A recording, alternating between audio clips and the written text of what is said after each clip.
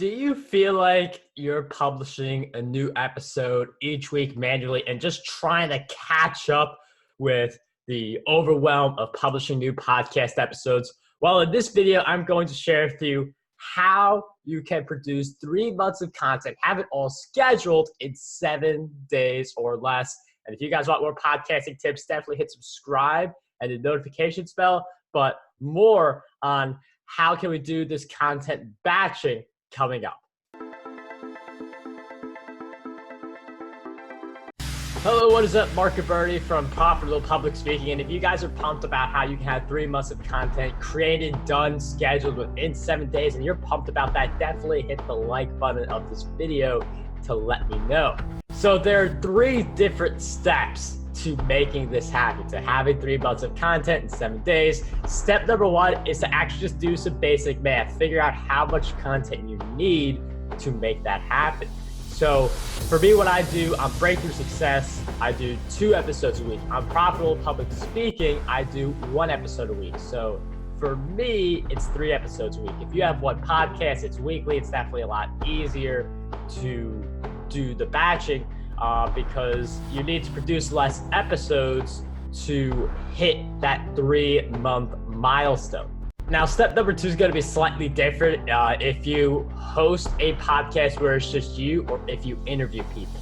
If you host a podcast that's just you, then step number 2 is to just go on your calendar for the next 7 days and just identify when you're going to do the episode. So if you could just grind like decently hard for 7 days or less and have 3 months of content, I think it's definitely worth it because then you've got all the other time to do all these other different things. So let's say if you do a weekly podcast, then you just need 12 episodes to hit that 3-month mark. So if you do 2 short episodes each day where it's just you over the course of a 7-day period, that's 14 episodes. That's more than what you need for 3 months. Now, if you are interviewing people, it's a little different because you have to get people to say, yes, I want to be on your show during this time. So the way that will work is you start by finding a week that works for you where you're just going to commit that to interviewing people. And those are the only days you show on your calendar, just that 1 week. And then you start reaching out to people. So in my case, I do 3 episodes a week on my podcast combined. So what I want to do for this batching method is I want to have 42 slots available over the course of a week, because with 42 slots, that's going to be more than enough for getting the 3 months that I need to get. So there are a few different ways I can approach filling in those 42 slots in a week. The first thing I could do is I could just pick 7 days and say I'm going to do 6 interviews a day for this stretch. I could also do 11 interviews on 2 days and then 10 interviews on the other 2 days. The most interviews I've done in a day is 10. So this is reasonable for me. It's something that I could do. For other people, it may be different, but then again, you may not be publishing 3 episodes a week. If you are only doing 1 weekly interview, you just need 14 of them. That's the number that we're just sticking with based on the example I gave for the solo episode format. But if you just need 14 interviews in the course of a week, and you really just have to interview 2 people a day for a week. So for you, it's definitely a lot easier. For me, I got to find a way to do 42 episodes in a week.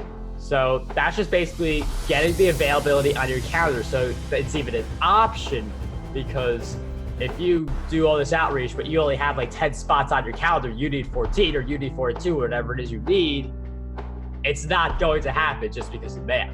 So if you scheduled this week of yours about a month in advance or maybe 2 months in advance, depending on how many episodes you have right now, it is easier to get more of your incoming guests into that 1 week. And if you don't have a calendar yet where you can send guests to so that they can schedule interviews, I do recommend Acuity. That is down below in the video description for people who are interested in learning more about that.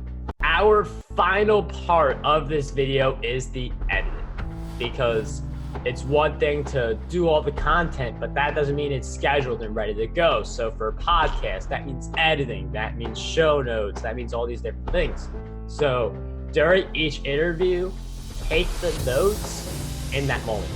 Now, if this is all solo, it's all a lot easier. You just write the notes based on what you know already. But for interview format, you have to write the show notes as you go.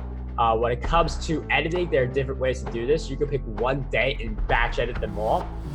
That's an option, but if you've got 14 podcast episodes you have to edit in detail, that's going to be a bit difficult. So one thing you can do is make the time slot for an interview 1 hour long.